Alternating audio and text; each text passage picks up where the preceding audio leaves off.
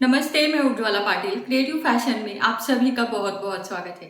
आज हम बनाने जा रहे हैं सिर्फ 2.25 मीटर कपड़े में बहुत ज्यादा घेर वाला कलीदार पलाजो, जो कि आपको जरूर पसंद आएगा। तो चलिए शुरू करते हैं। कलीदार पलाजो बनाने के लिए कपड़ा कितना लगेगा वो देखेंगे। जितनी भी आपकी तैयार लंबाई है पलाजो की, उसका डबल कीजिएगा और उसमें 7 इंच एक्स्ट्रा का लीजिएगा। तो मेरे केस में यह आ रहा है 87 इंच, मतलब 2.25 मीटर। तो ये मैंने लिया है 2.25 मीटर। अब इसका जो प्रिंट है, दोनों साइड से अगर आप देखोगे तो आपको सीधा नजर आना चाहिए। या तो आप प्लेन कपड़ा लीजिए या फिर इस तरह का प्रिंट लीजिए जो दोनों साइड से सीधा नजर आए। अब ये कपड़े की लंबाई है और ये चौड़ाई है। चौड़ाई हमारी नॉर्मल जितनी रहती है उतनी ही है। 42 इंच, 44 इंच इस तरह के आप रख सकते हो। 40 इंच भी चलेगा। अब इसे सबसे पहले मैंने चौड़ाई में फोल्ड करके लिया है, जैसे आप वीडियो में देख पा रहे हो। चौड़ाई में पूरी तरह से कपड़ा फोल्ड हो जाने के बाद अब हम इसे लंबाई में फोल्ड करेंगे। तो ये हो गया हमारा 4 तह में कपड़ा। तो इस साइड से अगर आप देखोगे तो ये 2 फोल्ड आपको नजर आएंगे। नीचे की तरफ सिंगल फोल्ड है और इस तरफ ये सारे खुले लेयर्स हैं। अब लंबाई का नाप डलेगा। तैयार लंबाई मेरी है 40 इंच, उसमें से 1 इंच का बेल्ट लगेगा, इसलिए 1 इंच मैंने कम कर दिया, हो गया 39 इंच। 39 इंच में 1 इंच नीचे की तरफ बॉटम फोल्ड के लिए मैंने लिया, 40 इंच हो गया। और फिर से आधा इंच लिया क्योंकि बेल्ट जोड़ने को भी लगेगा, तो हो गया 40.5 इंच। तो मैंने यहाँ पर 40.5 इंच पर मार्क किया है। अब यहाँ पर एक लाइन बनाएंगे। अब हम आसन का नाप डालेंगे, लेकिन इस खुले वाली साइड की तरफ, इसका जरूर ध्यान रखें। तो ये जो खुले वाले लेयर्स हैं, इसी साइड में हमने 2.5 इंच अंदर की तरफ लिया है। सभी साइज के लिए 2.5 इंच लीजिएगा। बच्चों के लिए ले रहे हो तो 2 इंच रखिएगा। अब आसन का नाप निकालेंगे। जितना भी आपका हिप साइज है उसका चौथा भाग करें और उसमें 4 इंच मिला दे। तो मेरा आ गया 14 इंच। 14 इंच में 1 इंच मैंने कम किया क्योंकि 1 इंच की मैं बेल्ट लगा रही हूं ऊपर की तरफ, तो हो गया 13 इंच। अब 13 इंच में फिर से आधा इंच मिलाया सिलाई मार्जिन का, तो 13.5 इंच पर आसन का नाप डाला है। आसन के शेप का भी उतना ही महत्व है, तो इसके लिए मैंने 4 इंच ऊपर मार्किंग किया है। बच्चों के लिए आप 2.5 से 3 इंच कर सकते हो और यहां से इस तरह से शेप देंगे, तो ये 4 इंच सभी साइज के लिए रहेगा। अब ये कलीदार पलाजो है, तो इसमें 8 भाग रहेंगे।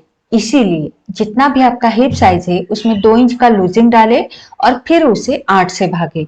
तो मेरा आ गया 5.5 इंच। 5.5 इंच में आधा इंच सिलाई के लिए लगेगा, तो 6 इंच पर मैंने मार्किंग किया है।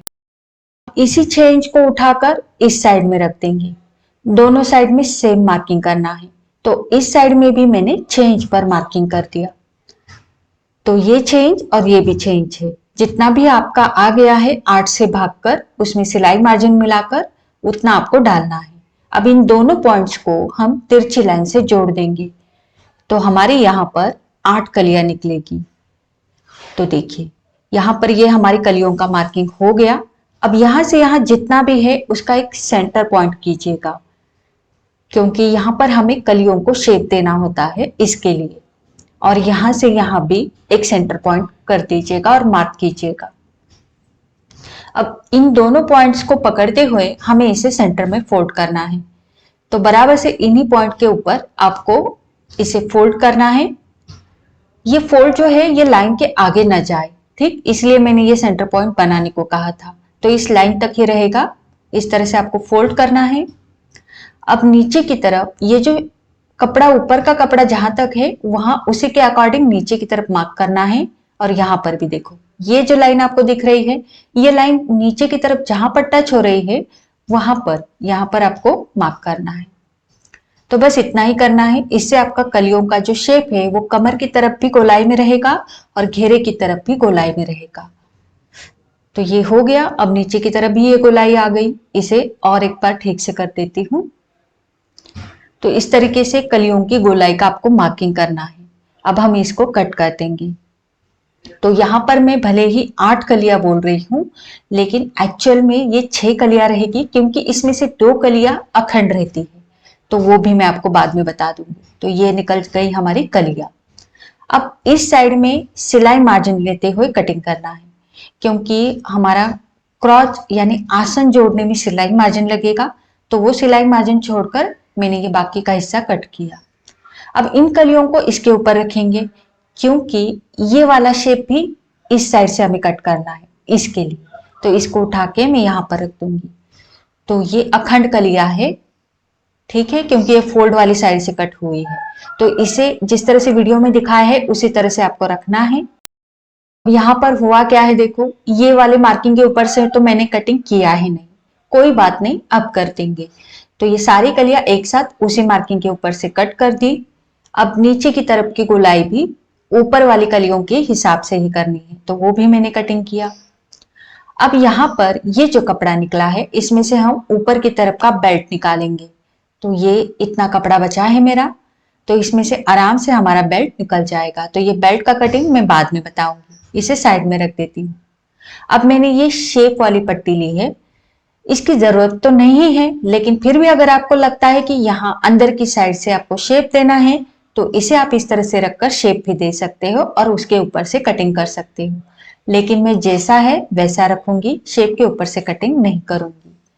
तो इस तरीके से ये पूरी कलियां हमारी निकल के आ गई हैं, आप देख कर पा रहे हो। अब इन कलियों को जोड़ना कैसा है वो देखें। ये ऊपर की जो कलियां निकल के आई है ये फोल्ड वाली साइड से कटी है, तो इन्हें जोड़ने की जरूरत नहीं है, क्योंकि ये ऑलरेडी फोल्ड वाली साइड की तरफ से कटिंग हुई है। तो ये दो दो कलियों की एक कली रहेगी। तो इसे मैंने इस तरह से खोल के रखा और इन दोनों कलियों को एक दूसरे के ऊपर मैंने रख दिया है, ये सेंटर कलियां होगी। अब ये 4 कलियां हैं जो साइड में लगेगी, तो 2 को मैंने इधर रख दिया और बचे हुए दोनों को मैंने इधर रख दिया। अब ये रखते टाइम ध्यान में रखिएगा, इसका जो आसन वाला शेप है, क्रॉच एरिया, वो बाहर की तरफ रहेगा। अब मैं इसको पिन से आपको जोड़ के दिखाऊंगी, ठीक है। तो ये हमारी नीचे की तरफ 3 पीसेस है और ऊपर की तरफ 3 पीसेस है। जैसे कि आप देख पा रहे हो, इसकी उल्टी साइड मैंने ऊपर की तरफ रखी है ताकि मुझे पिंस लगाने में आसानी हो। तो 2 से 3 पिंस लगा के लूंगी ताकि बाद में हम फटाफट से इसे स्टिच कर सकें। तो ये सिर्फ मैंने 3 पिंस लगाए हैं, वैसे तो हमें नीचे तक सिलाई लगानी है। तो बस इसे इस तरह से जोड़ के रखेंगे ताकि बाद में हमें आसानी हो। तो ये हो गया एक पैर का हिस्सा तैयार। तो ये ऊपर वाला हिस्सा रहेगा एक पैर का। अब इसे साइड में रख देती हूं मैं, और सेम तरीके से नीचे वाला हिस्सा भी मैं पेंस लगा कर लूंगी। तो ये है हमारा नीचे वाला हिस्सा, तो इसे भी मैं पेंस लगा कर ले रही हूं। तो इसी तरीके से हमें ये सारे कलियों को जोड़ कर लेना है। मतलब एक साइड में 3 कलियां, दूसरे पैर की ओर 3 कलियां, इस तरह से ये लगेगी, ठीक। तो अब हम इसको नीचे तक सिलाई लगा के लेंगे। तो आ गए हैं मशीन के ऊपर। जैसे आप देख पा रहे हो, ये एक जॉइंट है और ये एक जॉइंट है। तो हम ऊपर से नीचे सिलाई लगाते हुए जाएंगे। तो यहाँ पर मैं पिंच को निकाल के रखती हूँ और इसे अच्छे से पकड़ेंगे और ऊपर से नीचे सिलाई लगाते हुए जाएंगे। तो आधा इंच सिलाई मार्जिन छोड़ा है, उतना ही पकड़ते हुए हमें नीचे तक जाना है। अगर कम पकड़ोगे तो कमर की ओर बहुत ज्यादा ढीला रहेगा, इसीलिए जितना मार्जिन छोड़ा है उतना पकड़ते हुए सिलाई लगानी है। सिलाई नीचे तक लग चुकी है, जैसे आप देख पा रहे हो। यहाँ पर डबल सिलाई आप लगा के लीजिएगा। अब सेम तरीके से इस साइड में भी। तो ये हो गया एक पैर का हिस्सा। सेम तरीके से दूसरे पैर का जो हिस्सा है जिसे हमने पिंस लगा के रखा है, उसे भी मैं सिलाई करके लूंगी।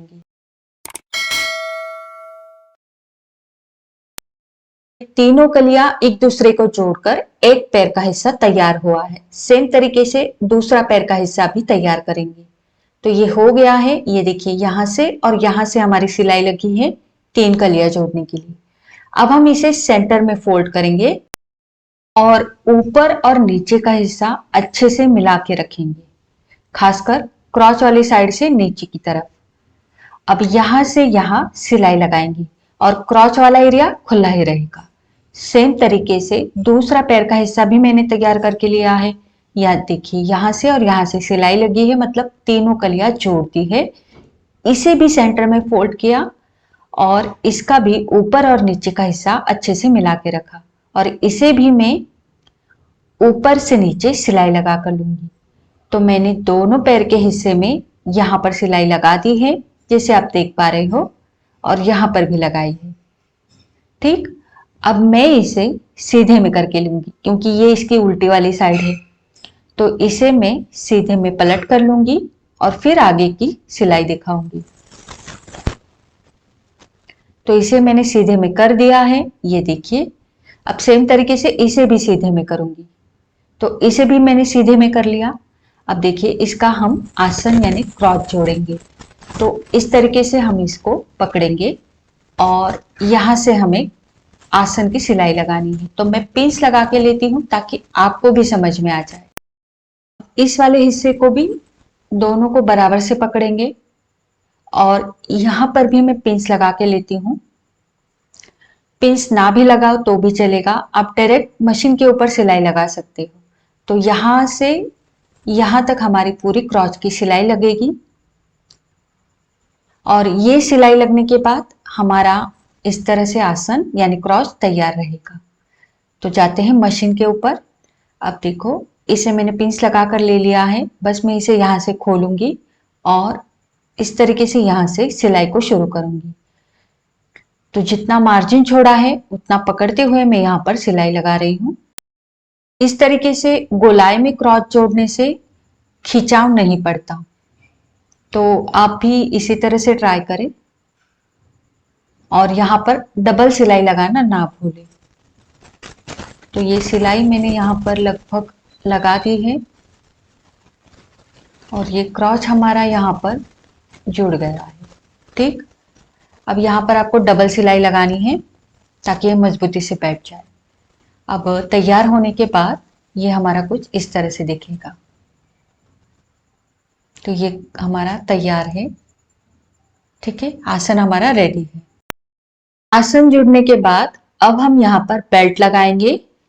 यहाँ ऊपर की तरफ 1 इंच चौड़ा बेल्ट है, उसके लिए मैंने 3 इंच चौड़ी पट्टी काटी है। अगर आप 1.5 इंच का ऊपर की तरफ इलास्टिक लगा रहे हो तो उसके लिए आपको 4.5 इंच चौड़ी पट्टी काटनी होगी।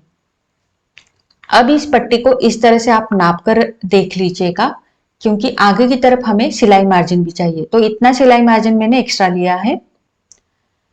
अगर आपको कम पड़ रही है तो बचे हुए कपड़े से आप यहाँ पर जोड़ भी लगा सकते हो। तो मुझे यहाँ पर जोड़ की जरूरत नहीं है, तो मैं अब यहाँ पर सिलाई लगाऊंगी क्योंकि इस पट्टी को मैं पूरे गोलाई में जोड़ने वाली हूँ। तो यहाँ से मेरी सिलाई लगेगी।